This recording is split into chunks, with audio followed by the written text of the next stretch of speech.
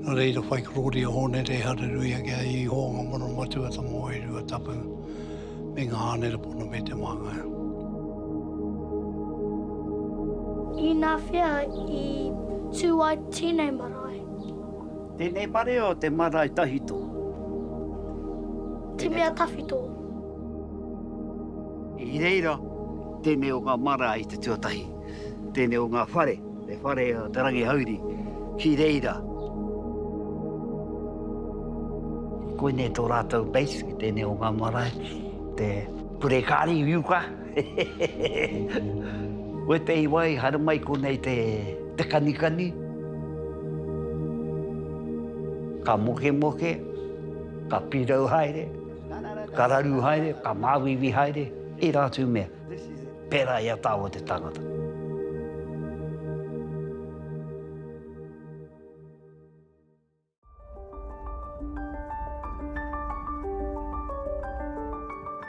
Ko mātou te hapu nohia I tai mai ki tēnei kāinga I te tuatahi. Ko tōroa te tangata, ko mā tātua te waka, ko te Rangihouhiri te whare tipuna, ko pūkai te whare kai. Ko moutai ahi ahi, ko mōku tai aotea, ngā taumata whakamarurangi.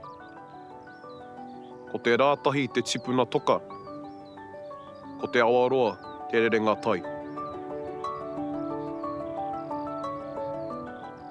Ko Ngai-Tamawhariua te waha kūmore, ko Oruarahi Marae, ko Ngai-Tamawhariua te hapu.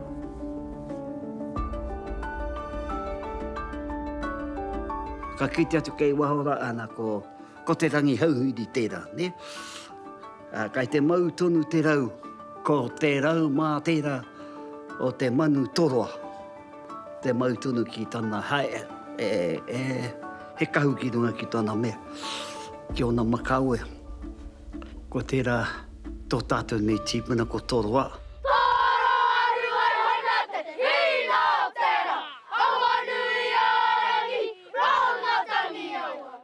Ka moe a toroa ke kake piki tea. Anara, ka puta ka ruai hona. Ka moe a maha ngai te rangi. Ka puta te hinga o te rā. Ka mautunu ki tōna moe ki a wairaka. Ka puta ko awa nui arangi. Ka moe ki te uiraroa. Ka puta ko rongotangi awa. Ka moe a rangi o rongotangi awa ki te rangi hikoi. Nara ka puta a ko rongo mai noho rangi. Engari ka ki mai ki te moenga nei a romai no harangi kia pai whitu. Ana ka puta ko te tīpuna nei ko te Rangihouhiri.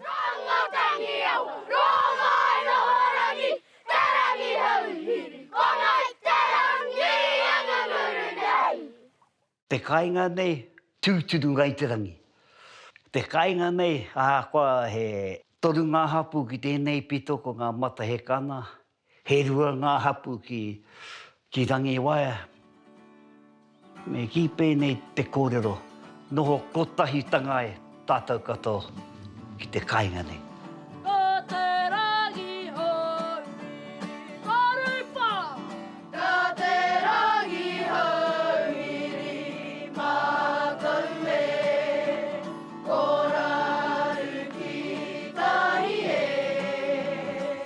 Tērā tau ko auti ai, I haere mātu ki te heke o Te Rangihouhiri, te heo ngā heke ngā o te tīpuna nei, ia te koutou, ka heke mātou. Me hoa tātou ne moko puna, ke rapuhia ngā kōrero o tēnei o ngā tīpuna. Ko ki mai ki te tīpuna nei, tāna nohia tai atu ki te aroa. Ngāti awara nei, ki Matatā. Ki te taha o te aua te atua, te aua te ariki ki wetahi. Ki te heo ngā wāhi ki reira, ki a whakapau kōrero. I reira rātou, ana ka tahi ka rerea te rōpu nei, te tira whawhai nei, ki make tū. Tai tū rātou ki Ki te o ngā pā ki reira ko here kaki ko poporo hua mea. Whawhai rātou ki reira ka mate te tama o tēnei. Ana ko koia te mātā mua ko tū te ngaihe. Te hokitanga o te ropu nei ki te whakapau karakia. Ka mea tu ko mate tōtama.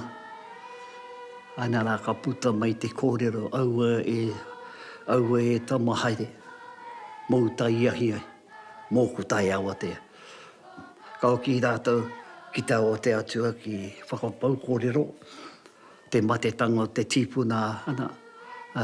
Tēnei o ngā tīpuna Te Rangihouhiri. Mea tū rātou. Wānanga hia rātou. Ana. Tapai te ingoa ko Ngai-Tarangi. Ko mātou ngā mea tuatahi. I hain taitu ki tau wāhi. Noho tūturu. Mai tau a wā. Tainoku tēnei wātanu. Ana.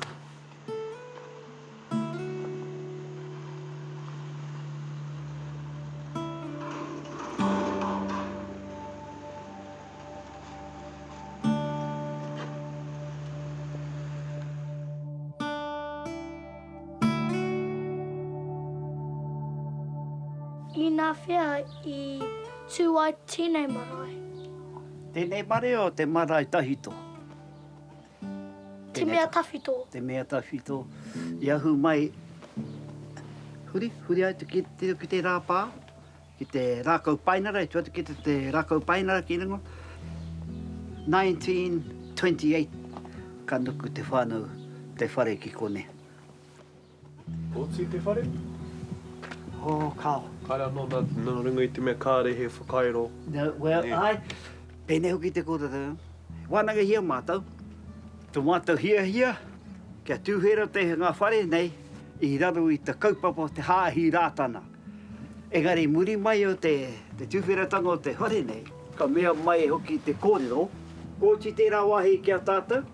Ka ia koutu te wāhi nai nei. Pe hihi ana koutu te whakawhai I te whakakairu hia te whare. Haere koutou, mahia koutou. Ko ngā wāhi katoa, ngā wā mua ko Oruarahi, maha ngā māra ki kone. Engari, tēnā wāhi ki te tau te rākau e tūmaida, he pā tēnā, tēnei wātonu he pā I reira, tēnei o ngā mara I te tuatahi, tēnei o ngā whare, te whare o Te Rangihouhiri, ki reira. Whenui, I raru ai we te hi o ngā raru te haere tonu whenua. I kōrero rātou I te tuatai hihiana te tahuna te whare nei. Engari ko ngā tīpuna ki te au kei roto te whare, iri mai I roto te whare nā. Ngā rātou e mea tu e kao waiho me unuku te whare ki wāhike. Ana, waira te take tai mai ki kone. Ka mea tu ngā tīpuna nei ka tahuna tia te whare, ka tahuna tia te hapu. Ana ka tai ka hui rātana ka unuku te whare. Tōna whāmarama pē, onamarama pē mai reira ki kone. E tehi ka hare mai rātau, te tōngia. I haere wā tātou nei tīpuna, te kōrerohia, ki ngā hapu pe o te moana nei. Te hia rātou, kia haria mai te tīpuna nei, hei unga mā tātou, I te mui hoki, kua kāre a te mea, te tamawhari nei, kāre nōna tēnei o ngā tama, nōna. Engari me mai, tukuna mai te tīpuna nei, mo te mana ka tukua ki tāna tama, ki te tama nei a tamawhariu, mā mātou heiti aki. Hoi nei te take kaiko nei te whare, mā mātou.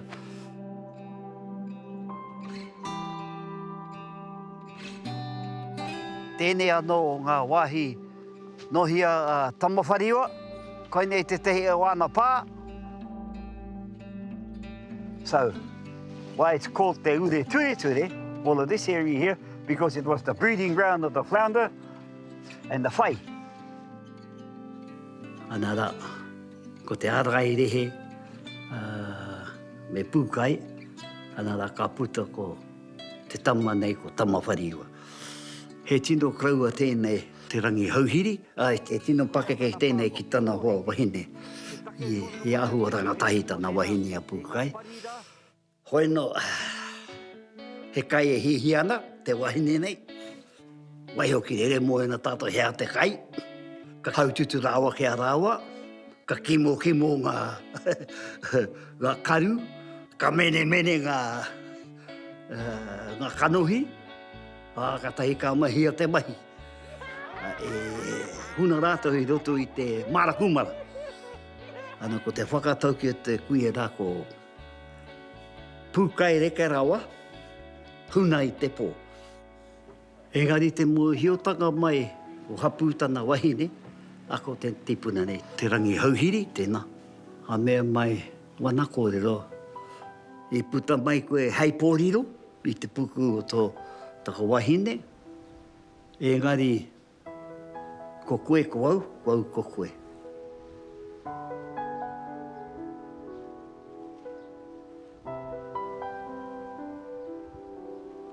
I rongo, ko arake te tohunga nei a tahu pōtiki wirimu rātana.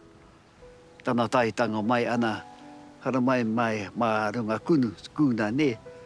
A mea tō māku e whakawātai hia te whenua. I kone mai kone anara. E whakawātai hia iaia te whenua. Muri mai o e rao ngā mahi, ka huri. Te nui o te kāinga o Matakana nei ki te hāhi rātana.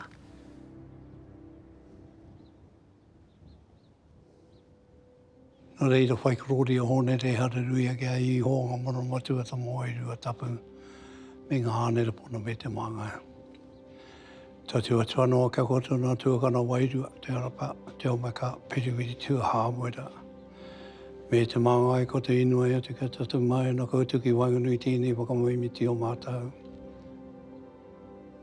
Ko kira tōma tōku ingoa. I tipu ake au I konei I te moutere nei. I whānau mai au I konei I te moutere nei. I te wā e tamariki tonu ana. I haere ki runga ngā moutere, tēnei moutere katoa marunga hoiho, ka anō hoki ka haere a hau putano te motu, putano te moutere, ki te hieka, kimi kohi pipi, ngā mātaitai katoa. Tupu tūturu mātou I konei, mai tō mātou, haututu pepe, no kōpere hamutiu wera tū mai mātou taua wā. Ngā mea nui konei taua wā, te wā mātou e tamariki ana, ko ngā whakamoimiti rātana, whakamoimiti I konei. I hara mai ki runga te marae, te kōrerohia, ki te whakatika te whānau e māwiwi ana. Māwiwi ana, kei roto te hiningaro, kei roto te wairua, kei roto te tinana, kei roto ngā mea katoa. Ka hara mai te whānau ki te marae, te kōrerohia, ki te titiro tēnei tohunga. Tō mātou nei māngai a tahu pōtiki wirumu rātana. Ko ngā mea māwiwi ana, I whakatika ia tā rātou māwiwi, ko tana kōrero atu kia rātau, ko te whenua I māwiwi ana. Tana kōrero atu a tahu pōtiki wirumu rātana ki te whānau, māna hei whakatika te whenua, māna hei whakatika te wairua, te tinana o ngā whānau katoa. Ka tono atu rātou kia tōku kraua me tū hei a pōtoro rehita mō mātou I roto I te hāhi rātana. So ka haere tōku kraua ki te pā o ngā ariki, kei te wāhi o whanganui, rātana pā. Ka tui ia he apōtoro rehita i reira, a muri o tērā, ka hoki mai ia ki te kāinga. So ka tū te oku kraua, he apōtoro rehita, ki te tuku whakamoimiti mō ngā iri, mō ngā hura kohatu, ngā tangihanga, ngā momo āhuatanga katoa e pāna ki ngā mea katoa o te hāhi. Nā reira kai nā tono, ka hau mai anō ngā manaakitanga maha, ki runga ngā mātou i roto ngā mahi katoa i mui i ao. Ka hau mai piki te ora te kaha te maramatanga me te rangi māreatanga ki runga kia mātou i ngā wakatoa, ta māngai tautoko mai hae ne hake ne. Āmene.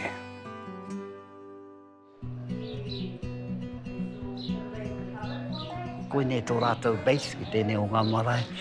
Koe rā tū mea, te tehi wahi e te purekāri iuka. Koe tehi wahi, hara mai konei te kanikani. Mahi kanikani. I konei. Maha wā mātou nei whānui taua wā mahi whakatangitangi. Ka waiata ngā pūro me pera me te sax, ngā guitars, ngā taramu. I ngā mate i taua wā, ngā tūpapaka i taua wā, kone koki haria mai roto i te whare. Tū tētahi tēnei hei whare mate.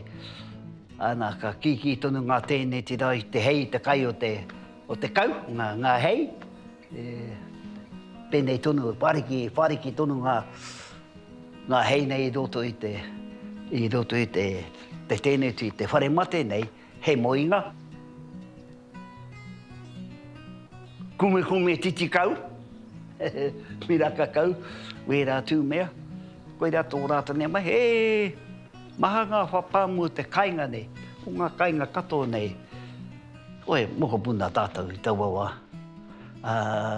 Te whai atu wā tātou nei kraua koe, wā tātou nei māmā pāpā.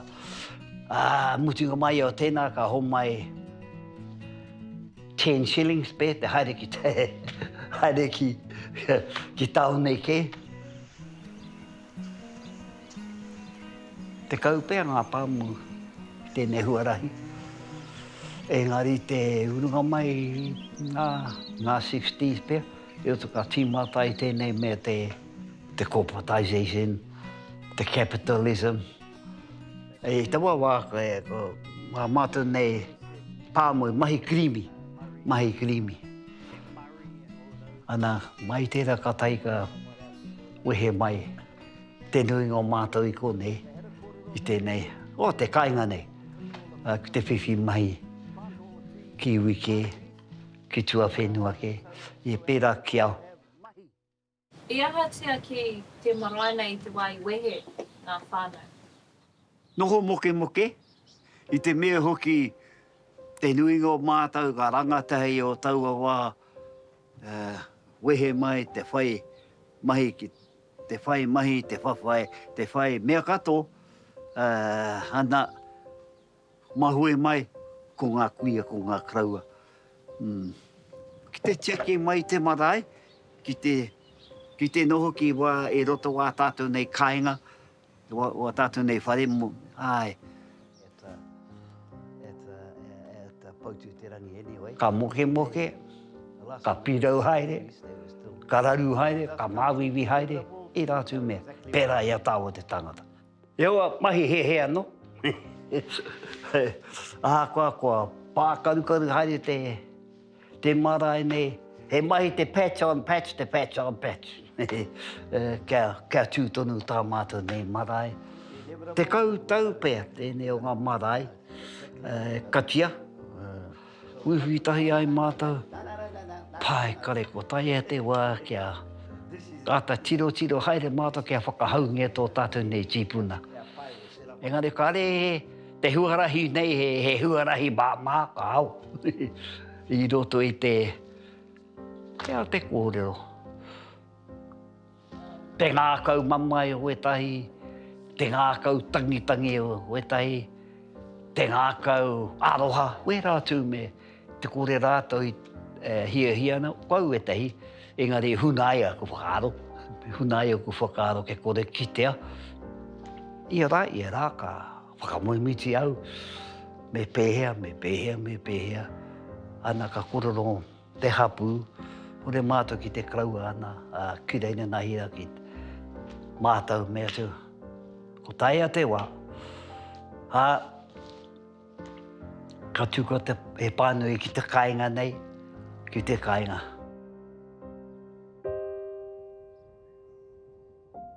Ka ta whakaaro hia, he aha mai kone, ana, waihiotia ki ngā tarehiti, ana, ko ngā tokotoru i kōrerohia. Ina nahira ko rātou te hio ngā mea ka reo tui ngā tō mātou tarehiti. I feel really blessed to have been brought up on Matakana. The lifestyle was beautiful. Going to school was amazing, you know.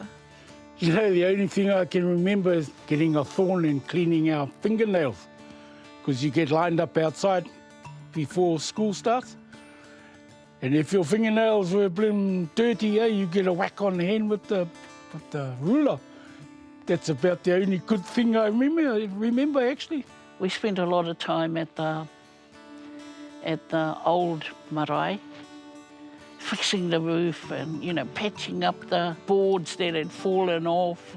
We had a booking and one of the people fell through the floor. And so it became a thing for us then that we needed to do something about our marae. When they started pulling this apart, like there was a few of us took part in it, you know, we all stood back, even the builder goes, what the hell was holding this up, sort of thing, you know? And when we took all the cladding off, karu, man, it was wicked. So then we knew that we needed to do something to look at getting the building back up. So we had a very passionate lot of kaumātua who took it upon themselves. First of all, although we had decided to demolish the wharekai, they came down and they sped that process up and started to demolish the building. But then they took it the next step and decided that they would go and find a building. And then they found a building, and then they decided, yeah, that's it. That's the one we want. Engari, me pēnei te kōrero. Tohungia tetehi tangata te hara mai, me pēhea, ki te utaua wharera. Te whare, I haere mātou te tikina. They bring this building over, it's free. And then we get handed over a bill for 30 grand or 40 grand or something to bring it. Just a little bit more than was that, it? But the thing is, there was no compliance whatsoever. Yeah. Hare mai te transmit, te mahi, atana mahi, te utinga mai, te whare rā. Ko te papa, ko te mea kai te... ko te papa, te mea kai te ora, I te... Hinga te mea, ngā pātū, hinga te tuanui. Nui te asbestos kai roto. And they laugh about it, yeah, kaumātua, they actually laugh about it. Well, huna mātou ngā tokotoru I roto te whare katakata. Engari, katakata I mua I ngā waireu. Ki. Ana ka reo me te kōrero, hea wara te kōrero kia mātou. Engari, me keep it. It wasn't very nice. Must be whitu te kaumano. Wa tātou ne mai ko. O kata mātou I tēnei wai ngari, I tau oho koa. Hai mātou hia he te kata I mohi ngā. Gane kore te kore. He ohaki mua tātou nei moho muna. Kia kaue mahi kautau pērai. Our goal was to finally be able to reawaken Oruarahi Marae and just have that same feel. And now this is up, well look, people are coming back and, you know, our kura, our kuanga, all the buzz around here is coming back. Yeah, I have to say we wouldn't have been able to do what we have done and get to where we have got without the support of our kids, of our whānau, of our wider whānau and of our hapu.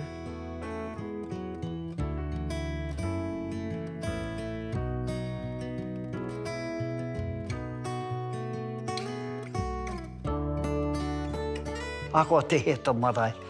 Kāna ka pērā tonu i ngā wānanga, kia koina te pai, ko whakaorai tēnei wā marae, kia haria mai wā tātou nei mokopuna, te wānanga, whakaputai wā tātou nei kōrero kia rātou, kia mau tonu heo ngā kōrero, kia kore mate heke.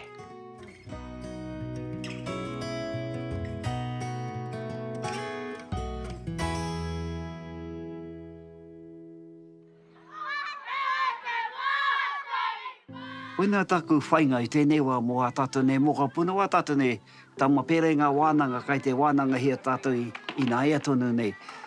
Kia hoki mai, ngā mau maharatanga o rātou mō mātou i tēnei wā tonu. Whawhai tonu mātou ki ngā whawhai kotai ai tātou. Pērā i tō tātou nei whawhai kai te haere tonu i tēnei wā, nā rā ki te pōto Tauranga. Koira te marae o Tangaroa, kau piko o tuara ki ngā turu e te Pākehā. He mahi nui tēnei mō mātou ngā kuia ngā krau o tēnei wā, kia whāngai ia o tātou nei mokopuna, ana nā me pēnei te koro, ka hoki atu ki te koro me pēnei. Kia hoi te Waka Huia he rā kau mō maungaro, tau tonu ai ki ngā tautara nei, ki ngā mata hekana, ki ngā pari, huri aku mata ki konei, ki te Rangihouhiri kia pukai. Koera o ku whainga, o ku wawata ki wā tātou nei mokopuna.